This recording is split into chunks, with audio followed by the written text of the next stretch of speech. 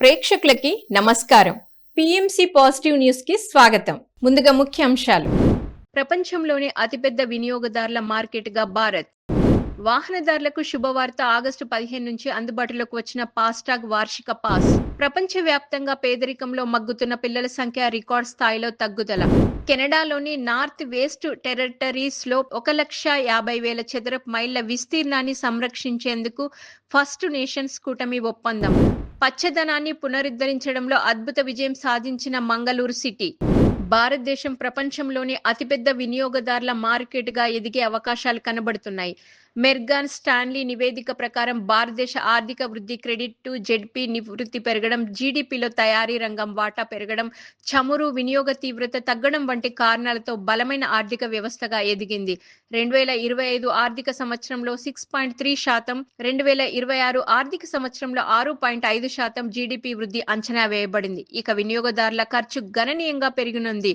2024 నుండి 46% పెరిగి 2030 నాటికి భారతదేశ వినియోగదారుల మార్కెట్ USD 4.3 ట్రిలియన్ కి చేరుకునే అవకాశం ఉంది. ఇది ప్రపంచంలో రెండవ అతిపెద్ద మార్కెట్ గా మారే అవకాశాలున్నాయి.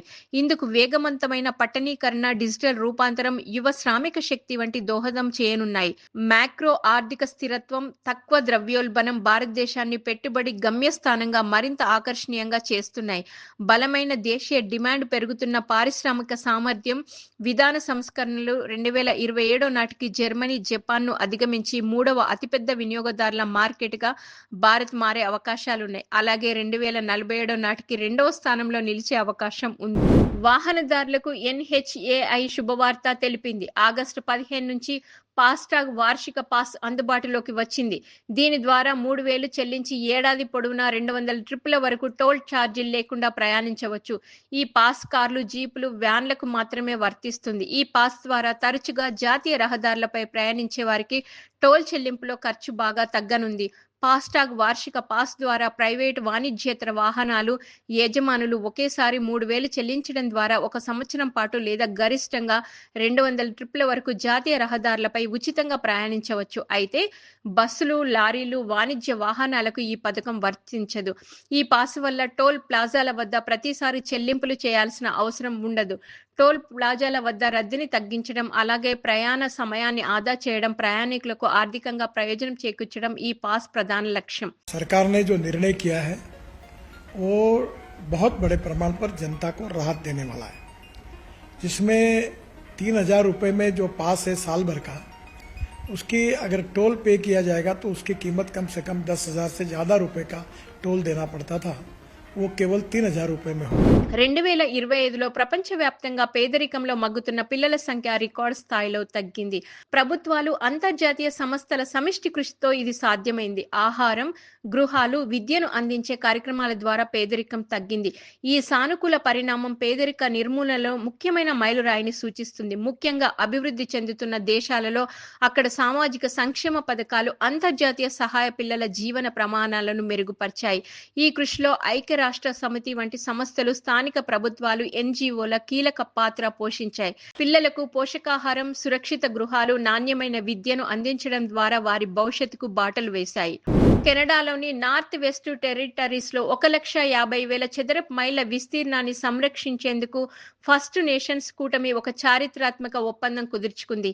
ఈ ఒప్పందం కెనడాలోని నార్త్ వెస్ట్ టెరిటరీస్ లో 1,50,000 చదరపు మైళ్ల భూమి, నీటి వనరులను సంరక్షించడానికి ఉద్దేశించింది. ఇది ఫ్లోరిడా రాష్ట్రం కంటే 2 రెట్ల పెద్ద విస్తీర్ణం. ఈ ఒప్పందం NWT our land for the future trust అని పిలువబడుతుంది. ఉత్తర అమెరికాలో అతిపెద్ద ఒప్పందాలలో ఒకటిగా పరిగణించబడుతుంది. ఈ ఒప్పందంలో 21 ఫస్ట్ నేషన్స్ భాగస్వామ్యం వహించాయి. వీరు సంరక్షణ కార్యక్రమాలను నడిపించడానికి నాయకత్వం వహిస్తారు. ఈ ఒప్పందం 2030 నాటికి 30% భూమి నీటిని సంరక్షించాలనే కెనడా లక్ష్యానికి సహాయపడుతోంది. నార్త్ వెస్ట్ టెరిటరీస్ లోని ఈ భూమి ఫ్రాన్స్, పోర్చుగల్, స్పెయిన్ల మొత్తం విస్తీర్ణానికి సమానమైన విస్తీర్ణాన్ని కలిగి ఉంది. ఇందులో విస్తారమైన సరస్సులు ఉన్నాయి. 280 కంటే ఎక్కువ రకాల పక్షులు, మూస్, గ్రీజీ బేర్లు ఉన్నాయి. పచ్చదనాన్ని పునరుద్ధరించడంలో కర్ణాటక రాష్ట్రంలోని మంగళూరు సిటీ ఒక గొప్ప విజయాన్ని సాధించింది. అర్బన్ గ్రీనింగ్ డ్రైవ్ కార్యక్రమాల్లో భాగంగా చెట్లు, పొదలు, మడ అడవుల్లో 40,000 మొక్కలు నాటారు. ఈ కార్యక్రమం ప్రపంచ పర్యావరణ దినోత్సవం రోజు ప్రారంభమైంది. ఈ కార్యక్రమం మంగళూరు సిటీ కార్పొరేషన్, దక్షిణ కన్నడ జిల్లా పరిపాలన, కర్ణాటక అటవీ శాఖ, సెంటర్ ఫర్ అడ్వాన్స్డ్ లెర్నింగ్ సంయుక్త సహకారంతో జరిగింది. ఇప్పటి వరకు 40,000 చెట్లు, మొక్కలు నాటబడ్డాయి. ఈ నెలాఖరు నాటికి 50,000 చెట్లు నాటడం లక్ష్యంగా పెట్టుకున్నారు. నగరంలోని 60 వార్డులలో 30,000 చెట్లు, తీరంలో 1,00,000 మడ అడవులు నాటడం ఈ కార్యక్రమ లక్ష్యం. మంగళూరు నగర కార్పొరేషన్ చెట్లను నాటడానికి, దత్తత తీసుకోవడానికి ప్రజలను ప్రోత్సహిస్తుంది. ఘనా రాజధాని ఆక్రాలో ప్లాస్టిక్ కాలుష్యాన్ని తగ్గించేందుకు బజ్ సాఫ్ట్ బాయ్స్ అనే యువకుల బృందం కృషి చేస్తుంది.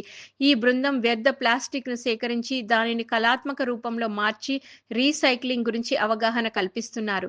ఈ సృజనాత్మక ప్రయత్నం పర్యావరణ పరిరక్షణతో పాటు స్థానిక సమాజంలో ప్లాస్టిక్ వ్యర్థ నిర్వహణపై చైతన్యాన్ని పెంపొందిస్తుంది. యునైటెడ్ కింగ్డమ్లో పాఠశాలలు, పాఠ్య ప్రణాళికలలో వీగనిజం ఇప్పుడు ఒక భాగంగా చేర్చబడింది. ఈ చర్య విద్యార్థుల్లో స్థిరమైన జీవన ఎంపికలను ప్రోత్సహించనుంది. వీగన్ ఆహార విధానాలు, పర్యావరణ ప్రయోజనాల గురించి తెలియజేయడం ద్వారా ఈ కార్యక్రమం యువతరానికి పర్యావరణ సమస్యలపై అవగాహన కల్పిస్తోంది. ప్రపంచవ్యాప్తంగా జరుగుతున్న సానుకూల అంశాలు, మంచి విషయాలతో మళ్ళీ కలుద్దాం. అంతవరకు చూస్తూనే ఉండండి PMC ప్రతిక్షణం సత్యదర్శనం. నమస్కారం.